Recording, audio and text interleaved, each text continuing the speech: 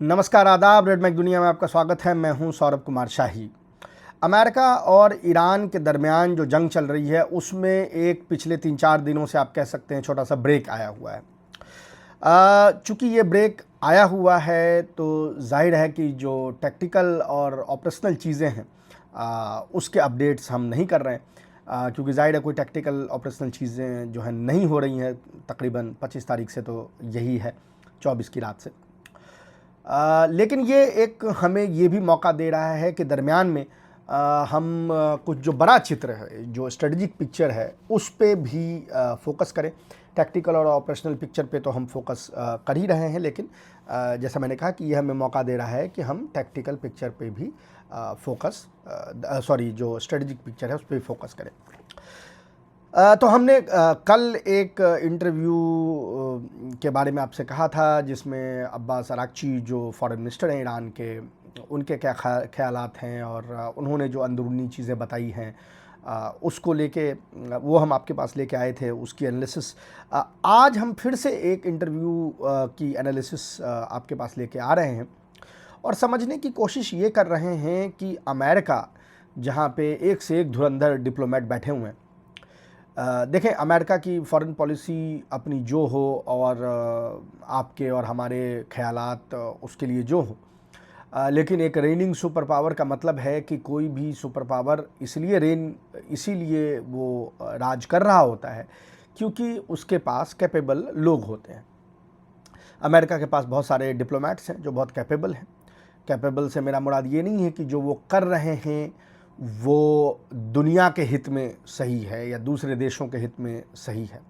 Capable से मुराद ये है कि भाई उनका काम है कि as a diplomat of America, America के इंटरेस्ट को प्रोटेक्ट करना, और उसको वो किस तरह प्रोटेक्ट कर रहे हैं ये बड़ा इम्पॉर्टेंट है। तो अगर वो अपने मुल्क के इंटरेस्ट को प्रोटेक्ट कर रहे हैं तो वो अपने मुल्क के नज़र में तो ग्रेट डिप्लोमेट माने ही जाएंगे।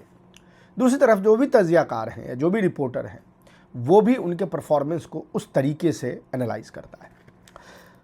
ऐसे सूरत हाल में अगर अमेरिका के जो बड़े डिप्लोमेट्स हैं, अमेरिका के जो बड़े ब्रेन्स हैं, जिन्होंने इसके खारजा पॉलिसी को एक दिशा दी है, एक डायरेक्शन दिया है, वो अगर इसके खारजा पॉलिसी से उनका एतमाद उठ जाए, उनका विश्वास जो है वो टूट जाए, तो ये अपने आप में एक बहुत ही बड़ी कहानी बन जाती है। इसके लॉन्ग टर्म स्ट्रेटेजिक रिपरकशंस जो हैं वो और भी इम्पॉर्टेंट बन जाते हैं। आज हम ऐसे ही एक डिप्लोमेट की बात कर रहे हैं। आप कहेंगे भाई अगर ऐसे सैकड़ों डिप्लोमेट हैं तो आपने इस पर्टिकुलर डिप्लोमेट जिसकी आज आप बात कर रहे हैं उसको आपने क्यों चूज़ किया? तो जी, उसको हमने इसलिए चूज़ किया क्योंकि अव्वल तो ये साहब, इनका नाम रॉबर्ट मैले है। रॉबर्ट मैले, जो पुराने लोग हैं, हमारे जो दर्शक एक सर्टेन एज के ऊपर के हैं, वो नहीं मोहताज हैं उनके तारुफ का। रॉबर्ट मैले डिप्लोमेट हैं। क्लिंटन एडमिनिस्ट्रेशन में ह्यूमन राइट्स और मिडिल ईस्ट के मामले पे वो काम करते रहे। फिर ओबामा एडमिनिस्ट्रेशन जब आई तो उसमें जो न्यूक्लियर डील था, जो JCPOA था, उसके वो लीड निगोशिएटर थे, यानी सबसे लीडिंग निगोशिएटर जो निगोशिएट कर रहे थे उस ज़माने में जवाद ज़रीफ़ वगैरह के साथ, वो यही थे।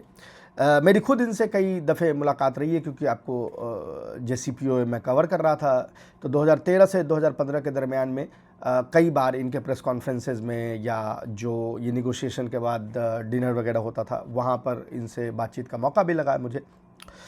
और इनसे बातचीत करके उस ज़माने में ऐसा लगा कि अल्टीमेटली ये आदमी एक किसी डील पे पहुंचना चाह रहा है, और अल्टीमेटली हुआ भी वही। आप सबको पता है 2015 में JCPOA एक डील जो है वो निगोशिएट कर ली गई थी।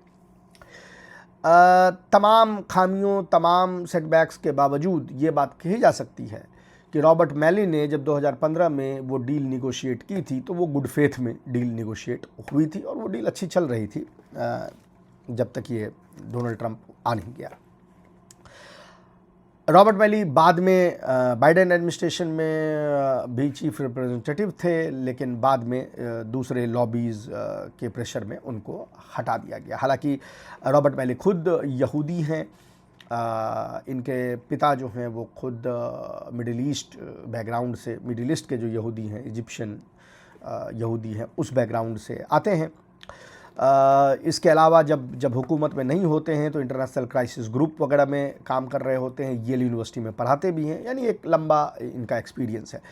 उन्होंने इस हफ्ते जो मेडिसन जो जर्नलिस्ट हैं उनका जो प्लेटफॉर्म है ज़िटियो, उसको एक इंटरव्यू दिया और उसमें उन्होंने एक सनसनीखेज़ बात कह दी है। वो क्या है? वो ये है कि ये कहते हैं कि अगर ईरान की मौजूदा हुकूमत, ईरान के मौजूदा सुप्रीम लीडर न्यूक्लियर बॉम्ब बनाना चाहते हैं तो वो इस चीज़ को लॉजिकल मानते हैं। बहुत बड़ी बात है, याद रखें, इस आदमी ने उस न्यूक्लियर बॉम्ब को रोकने के लिए एक डील निगोशिएट की 2015 में और सक्सेसफुली निगोशिएट। वो आदमी, वो अमेरिकी, वो यहूदी अमेरिकी डिप्लोमेट आज ये कह रहा है कि अगर ईरान की मौजूदा हुकूमत, मौजूदा हुक्मरान अगर ये डिसाइड करते हैं कि न्यूक्लियर बॉम्ब बनाया जाए तो वो इस चीज़ को लॉजिकल मान रहे हैं। बड़ी बात है, ये कोई छोटी बात नहीं है, और ये बताता है कि किस तरह डोनाल्ड ट्रंप और उनके एडमिनिस्ट्रेशन से सिर्फ दुनिया के लोग ही नहीं बल्कि अमेरिका के भी वो लोग जो आप कह सकते हैं कि शांति में बिलीव करते हों या इस तरह के डिप्लोमेटिक मनूवर्स में बिलीव करते हों, उनका विश्वास जो है उठ चुका है। मैं कुछ लाइन वर्बेटिम पढ़ देता हूं जो उन्होंने इंटरव्यू में कही है, फिर हम उसके जो छोटे पहलू हैं उस पर भी बात करेंगे। पहले वो कहते हैं कि I have come to the point. पहले तो वो ये कहते हैं कि भाई डोनाल्ड ट्रंप के साथ कोई निगोशिएशन नहीं हो सकती। अगर आप देखें तो ईरान के जो प्रिंसिपलिस्ट हैं उनका पोजीशन भी लगभग इसी तरह से है, और इनके एग्जैक्ट लाइन में पढ़ रहा हूँ। I have come to the point, मैं उस नुक्ते पे पहुंच चुका हूं, where any sentence that tries to predict where we are going and that has the word Trump in it is a fool's errand. मैं उस नुक्ते पे अब पहुंच चुका हूं कि जहां अगर एक ही सेंटेंस में, एक ही वाक्य में ये बोला जाए कि हम कहाँ बढ़ रहे हैं, यानी हम किस तरफ बढ़ रहे हैं, और उसी सेंटेंस में अगर डोनाल्ड ट्रंप वर्ड मेंशन हो तो ये बेवकूफ़ाना बात है। यानी अब डोनाल्ड ट्रंप की ये भी इज्जत नहीं रह गई है कि अगर उनका नाम किसी चीज़ में शामिल हो जा रहा है तो वो चीज़ अपने आप में काबिल एतमाद जो है वो नहीं रह जा रही है। ये इनका अपना बयान है। इसके अलावा अब जो मोस्ट इंपॉर्टेंट बयान है आज का, वो ये कहते हैं, अगेन मैं वर्बेटिम पढ़ देता हूँ फिर उसको एनालाइज करेंगे क्या कह रहे हैं ये, कि if you were an Iranian leader today, अगर आप ईरान के हुक्मरान हैं, you certainly would be there more concretely about whether or not to develop a nuclear weapon than you have in the past. यानी पास्ट में कभी भी अगर आपने जो भी डिसीजन लिया हो ईरान के हुक्मरान ने कि न्यूक्लियर वेपन डेवलप करना है कि नहीं करना है, उसके तुलना में आज का न्यूक्लियर वेपन, आज जो आप पोजीशन पे हैं, वो आपको न्यूक्लियर वेपन के तरफ ज़्यादा ढकेलता है। और साथ ही साथ कहते हैं कि it would be a logical thing to do, ऐसा करना लॉजिकल है, ऐसा करना यानी बिल्कुल जिसको कह सकते हैं कि आप सहज है। अच्छा, उसके अलावा अब जब ये बात पर वो पहुँचे हैं, इस डिस्कशन पे वो पहुँचे हैं, तो इसके पीछे कई वजूहात होंगे। ऐसा तो है नहीं कि कोई आदमी जो खुद न्यूक्लियर डील निगोशिएट कर रहा हो वो सडनली ये कहने लगे सडनली कि आप न्यूक्लियर वेपन जो है डेवलप कर लीजिए। तो वो इस जगह पे कैसे पहुँचे हैं?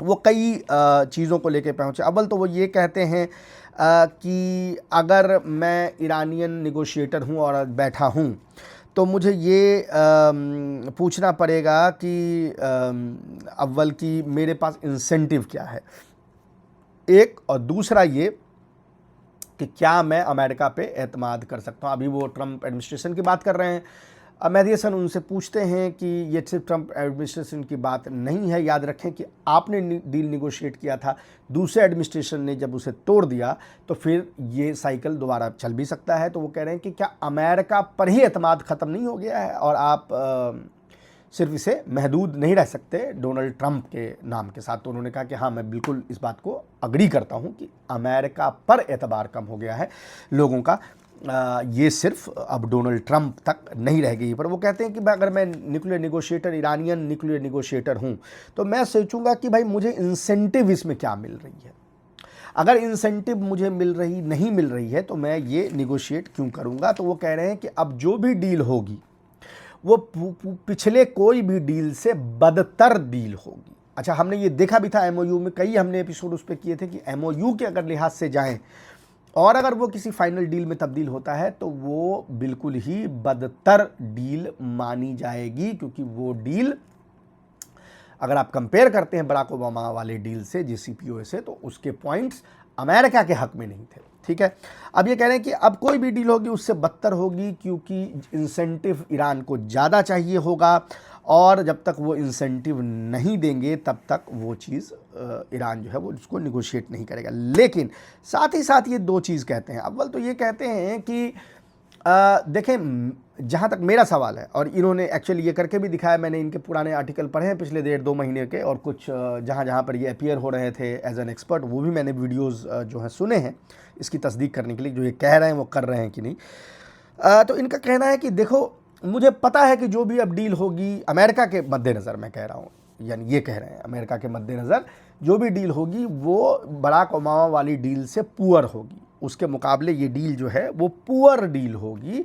लेकिन साथ ही ये कह रहे हैं कि मैं डोनाल्ड ट्रंप के ईगो मसाज के लिए, मैं डोनाल्ड ट्रंप को पागल आदमी है, उसको बुरा ना लग जाए, मैं ये कहूँगा कि आपकी डील अच्छी है पब्लिकली। और ये इन्होंने एक्चुअली किया है कि ये प्राइवेटली इन्होंने बोला है, लेकिन पब्लिकली ये कह रहे हैं कि डील बहुत अच्छी है, बहुत अच्छी है, जानते हुए कि ये बराक ओबामा वाली डील से बुरी डील है, जस्ट बिकॉज कि एक सनकी आदमी है, उसका ईगो मसाज हो जाएगा तो कम से कम एक शांति दुनिया में आ जाएगी, इस चीज़ को कह रहे हैं। साथ ही साथ ये कह रहे हैं कि देखें, ये जो युद्ध हुआ, अव्वल तो ये कह रहे हैं कि भाई कोई और राष्ट्रपति आज तक तैयार नहीं हुआ। कई बार हम इस बात पे चर्चा कर चुके हैं पहले भी कि भाई यही ऐसा आदमी था जो इस युद्ध के लिए तैयार हुआ। लेकिन बोला कि अब जब इसने देख लिया है कि इसने सारी कोशिश कर ली और सिचुएशन बद से बदतर होती गई, तो वो एक अच्छी चीज़ भी है। अच्छी चीज़ कैसे है? आप कहेंगे भाई इतने लोग मर गए। वो इनका कहना है कि वो अच्छी चीज़ इसलिए है कि अब फ्यूचर का कोई भी अमेरिकी राष्ट्रपति ये हिम्मत नहीं करेगा, क्योंकि पहले लोगों में थोड़ा शक व शुबह भी था, थोड़ा शक व शुबह था कि भाई ये देखते हैं कहीं अटैक करने से जो है ये निज़ाम कोलैप्स ही कर जाए, लेकिन डर भी था कि भाई ये कहीं स्ट्रेट ऑफ हॉर्मुज़ ब्लॉक ना कर दे। लेकिन अगेन शक भी था कि क्या इनके पास कैपेबिलिटी है कि ये स्ट्रेट ऑफ हॉर्मुज़ ब्लॉक कर सकते हैं। अब ये सारे जवाब मिल गए, निज़ाम कोलैप्स नहीं हुआ, स्ट्रेट ऑफ हॉर्मुज़ ब्लॉक हो गया। तो अब वो इफ़ एंड बट, वो थोड़ा सा वो जो शक की जो गुंजाइश थी, उस गुंजाइश को इसने ख़त्म कर दिया। तो ये कह रहे हैं कि अब आगे का कोई भी राष्ट्रपति इसके लिए तैयार नहीं होगा। साथ ही साथ वो और भी चीज़ें कहते हैं जो हम आपसे डिस्कस करते रहे हैं कि जो यहूदी लॉबी का असर है वो धीरे धीरे कम होता जा रहा है। तो एक चीज़ और ये कहते हैं देखें, अगर अभी कोई भी डील कर लें और वो डील बुरा भी हो, बराक ओबामा से बुरी डील हो, जो कि ये कह रहे हैं कि होगी ही होगी, लेकिन फिर भी कह रहे हैं कि भाई डोनाल्ड ट्रंप को इससे कोई नुकसान नहीं होगा। क्यों नहीं होगा? क्यों कह रहे हैं कि लेफ्ट की तरफ से अटैक, अब अमेरिका का लेफ्ट क्या ही है, वो डेमोक्रेट कह लीजिए, कि उनके तरफ से जो अटैक है, बोले कि वो मॉक तो कर रहे हैं, चिढ़ा तो रहे हैं, लेकिन there is no real opposition to the deal. ये बड़ा इंपॉर्टेंट नुक्ता है, इस पर ध्यान दीजिए। ये कह रहे हैं कि वो चिढ़ा रहे हैं, वो कह रहे हैं, आपने बराक ओबामा का भी इंटरव्यू सुना, हमने उस पर एक वीडियो भी किया था। बराक ओबामा ने खुद क्या कहा कि हमसे बुरी डील है लेकिन मैं सपोर्ट करता हूं इसको, यानी उसका विरोध नहीं कर रहे हैं। तो वो कह रहे हैं कि लेफ्ट की तरफ से जो आप पे अटैक होगा वो आपको मॉक जरूर करेंगे, लेकिन पार्लियामेंट्री टर्म में उसका विरोध नहीं करेंगे, एक चीज। और जो ईरान हॉक हैं, जो राइट विंग तत्व हैं, उनका कहना है कि they have already lost Democrat party. Democrat party में अब उनका कोई पूछने वाला नहीं है, क्योंकि डेमोक्रेट पार्टी बिल्कुल अब एंटी इजराइल की तरफ बढ़ गई है। इन लोगों की अब कोई जगह डेमोक्रेट पार्टी में नहीं है। तो अब ये क्या करेंगे? गुस्सा ही हो सकते हैं डोनाल्ड ट्रंप से ना। जाएंगे कहाँ? आपके पास कौन सी जगह है? अगर आप डेमोक्रेट पार्टी से के लिए अछूत हैं, निकाले जा चुके हैं ईरान हॉक्स, तो आप नाराज ही हो सकते हैं डील से ना। आपको अगर पॉलिटिकल रिहेबिलिटेशन चाहिए तो कोई एक घर तो चाहिए। अमेरिका में तो 2 ही पार्टी है। तो इनका कहना है कि आप क्या करेंगे जब आपके पास एक ही घर अब बचा है, जो राइट विंग का घर है, जो रिपब्लिकन पार्टी का घर है, जिस घर के मुखिया डोनाल्ड ट्रंप हैं।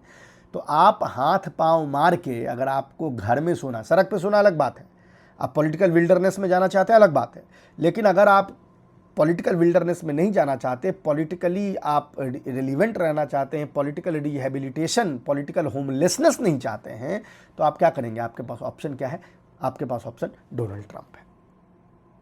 बड़ी बात है ये इस नुक्ते नज़र से देखना कि भाई लेफ्ट मॉक करेगा लेकिन विरोध नहीं करेगा, राइट विरोध करेगा लेकिन क्या कर लेगा, जाएगा कहाँ? तो ultimately they have to come on board. तो ये ख्यालात हैं रॉबर्ट मैली के। जैसा मैंने कहा, बहुत इंपॉर्टेंट है इस नुक्ते नज़र को समझना, इस चीज़ को समझना कि अमेरिका का जो डिप्लोमेट क्लास है वो क्या सोच रहा है।